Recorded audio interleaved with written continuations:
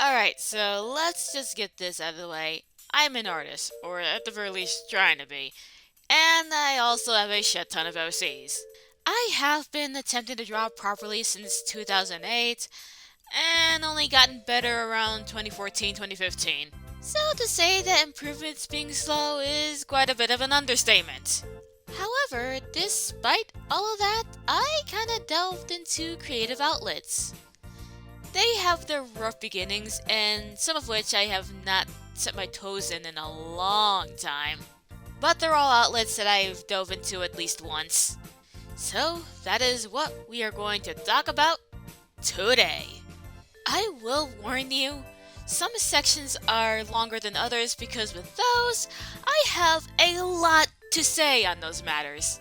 And now for another disclaimer as well as a bit of a spoiler alert. When it comes to visual creative outlets, I'm definitely am going to talk about those in the 2D sphere. Sorry, but I did not have any great experience when it comes to 3D modeling in Blender. It's mainly due to the fact that I kinda get motion sick when doing it. It's a little disappointing, I know, but that's just how it is with me. But if you use Blender just fine, then hey, more power to you. Anyways, with that out of the way, let's begin. The first known creative outlet that I delved into at least once was webcomics. And I'm talking about like a proper webcomic, not those shit posts that I did back in 2011. Now, I want to preface this by saying I have a lot of respect to those that do go into webcomics, especially if they render out every single panel that they make. However, when it comes to me making a proper webcomic, no! Look, I'm gonna be real. I do not have the best patience in the world when it comes to making a webcomic. Like, I tried to back in 2013 when I wanted to make a webcomic for Penalty All About.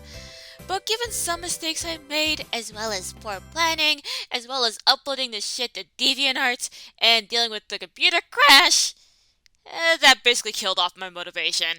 Now, it is one of those things that I probably need to get the fuck over. However, you'll be hard-pressed to get me to that point anytime soon.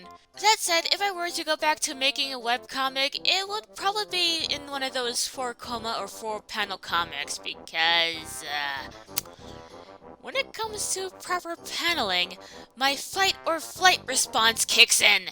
Ah, jeez, I was really aggressive there. Good start, Jesse. Good, congratulations. The next creative outlet I could talk about is animation.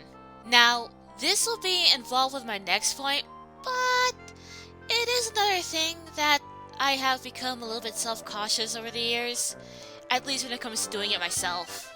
Now, if I want to make a silly thing that has a more simple style of animation, then I'd be up for it. However, if it's something that's a fully animated thing and has a good amount of action, that's when I kinda get a little bit scared, truth be told. Now, it is another thing that I'm probably gonna have to get over, but it is going to take a while. Who knows, like, if I have to do something that's supposed to be more fluid, I could just go to rigged animation if frame by frame is too much. But hey, at least I got Rough Animator, and Rough Animator is a good program. That is underrated, truth be told. Now, the next creative outlet is web series slash web cartoons, and yes, it is in its own section. Fight me! Now, it is an interesting case, cause it would have been in the animation department if it weren't for the fact that there are people out there that would have a high tendency to gatekeep what is and isn't animation. You could thank those that are hypercritical to internet animation. Now, with this field, I am definitely the most familiar with. And the reasons for that are because, one, I made them in a format called the visual novel style format, or the VNS format if you want less word salad. And two, I have been producing this type of content since 2014.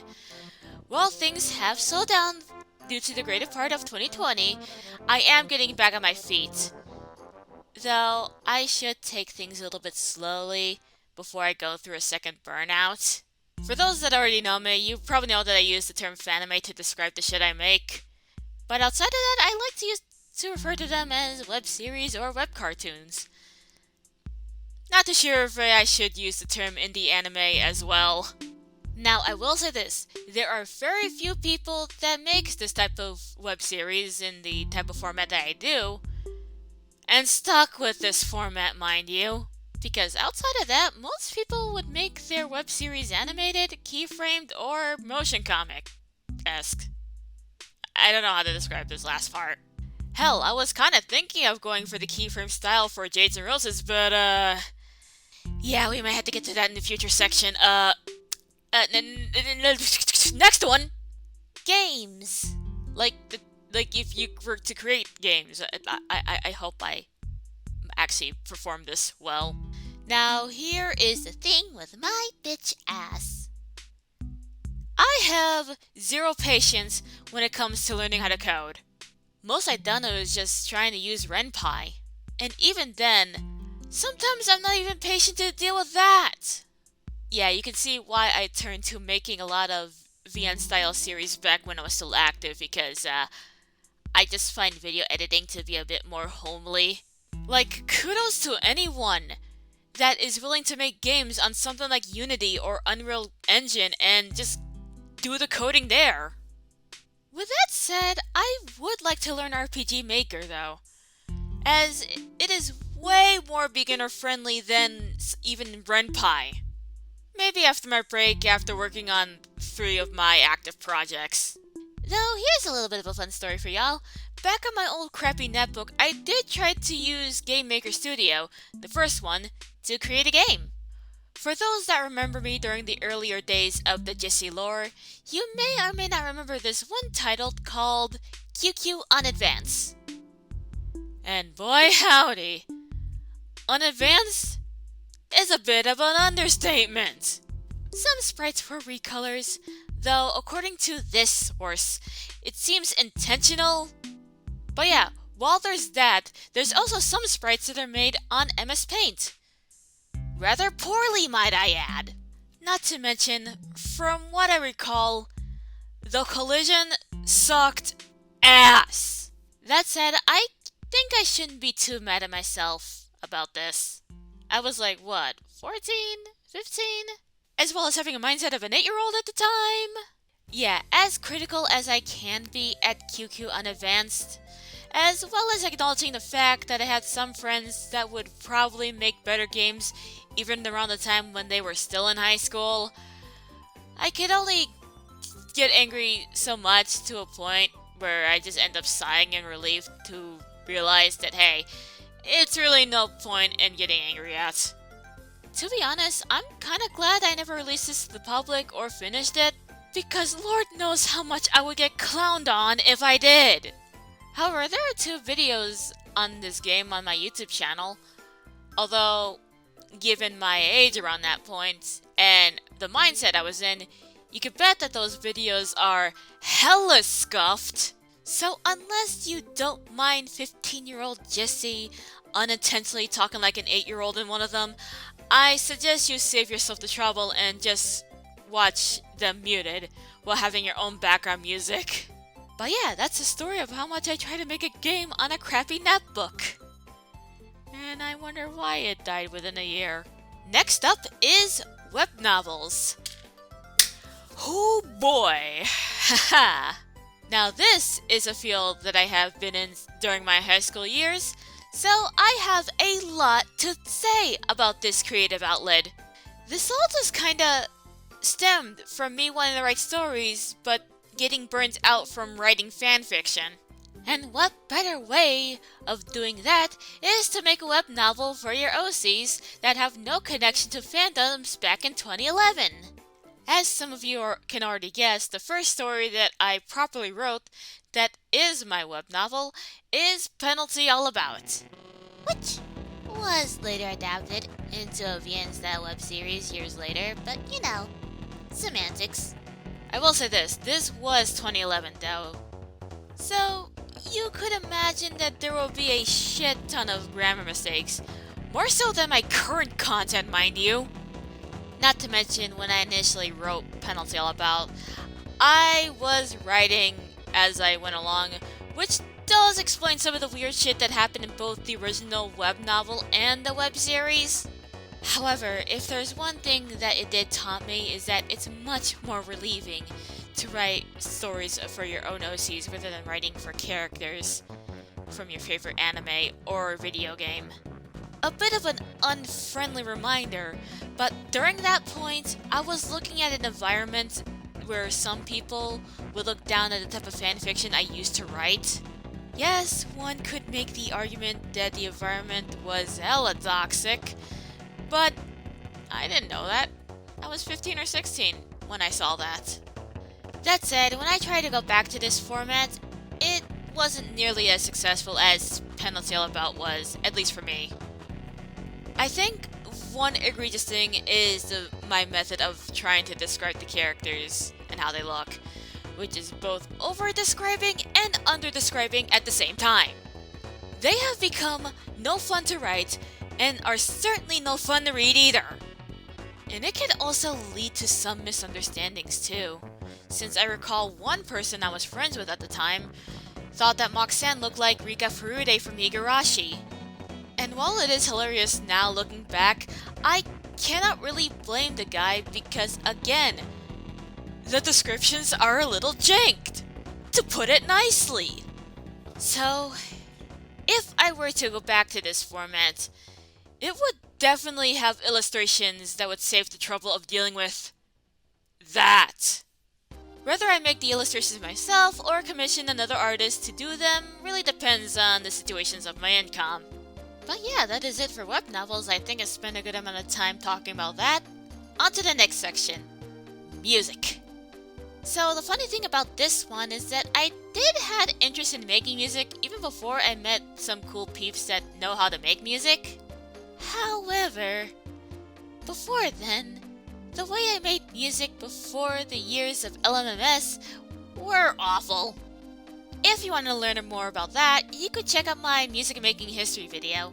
Hell, even during the early points of the LMMS years, I did the outright brain-numbingly stupid method of making MIDIs on Annabelle Studio and importing them into LMMS. Fun fact, when I initially wrote that part in the script, my brain was actually hurting. Luckily, I don't do that shit anymore, but it is something worth noting. Not much to say here, except while I'm still on the amateur side of industrial music, I will say that I am happy with the skills I have now, and hoping to add more in the future.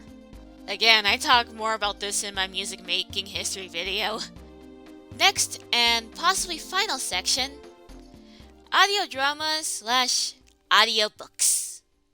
Oh gee, now here's a format that I have not even considered until like recent years.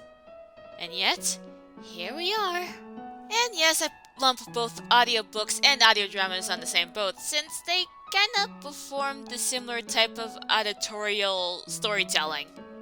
Now for audiobooks, there was one time I actually wanted to make an audiobook for my web novel of Pen I'll Tell About. I pitched the idea to this one voice acting group I was in at the time called the Light Novel Brigade. However, I guess after a while I kinda lose motivation with that and just kinda went on to make the web series variation of Pen I'll Tell About. Now as for audio dramas, on the other hand, there is an interesting story behind that. See, up until recently, I never considered going into making audio dramas, as I do hear some people feeling disappointed whenever a creator turns their web cartoon into an audio drama. Then came the personal shit that happened in 2020 and 2021. It's because of that, like, Jason Roses is no longer gonna be a visual web series. Like, my motivation for making it as such kinda just crumbled into the dust. However, I didn't want to waste the efforts of both my VAs and my audio editor, the latter which I commissioned because, again, personal issues made things awkward for me to work on the audio. But yeah, I didn't want to waste any of those. So, as suggested by another friend of mine, I have decided to make Jason Roses into an audio drama which will be uploaded on both SoundCloud and YouTube. And really, I usually like audio editing, so maybe I could dive deep into making more audio dramas. However, if I were to do that, I should start with stuff that is intended for audio dramas and not what was supposed to be pre-established web series be turned into audio dramas. Jades and Roses is the exception because, again, personal shit made things awkward. And that is basically it, really. If you have any experience of any of these outlets, feel free to say in the comments below. Or hell, if there's one outlet that I have not mentioned that you would like to see me do, you can tell me about that as well. It is quite surprising of how much I dip my toes into these sort of outlets. And while some remain unsuccessful, there are others that do have their semblance of success. There is one thing I want to say before we end things off though. As some of you may notice, what I said earlier, I did say that I want to take things slow.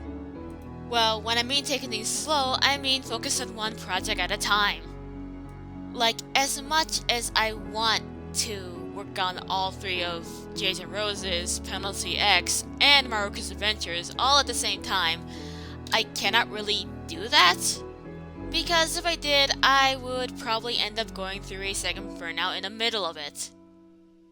So instead, I just think of working at one project at a time. At the moment, I am working on Jades and Roses since that is practically almost done. I am basically redoing the character refs in a way so then it'll look more presentable for when I do the YouTube version for the audio drama. Then I also need to make the thumbnail for both the YouTube version and the SoundCloud version, and bada bing bada boom, I'll probably be done. Well, I also need to make backgrounds, but details.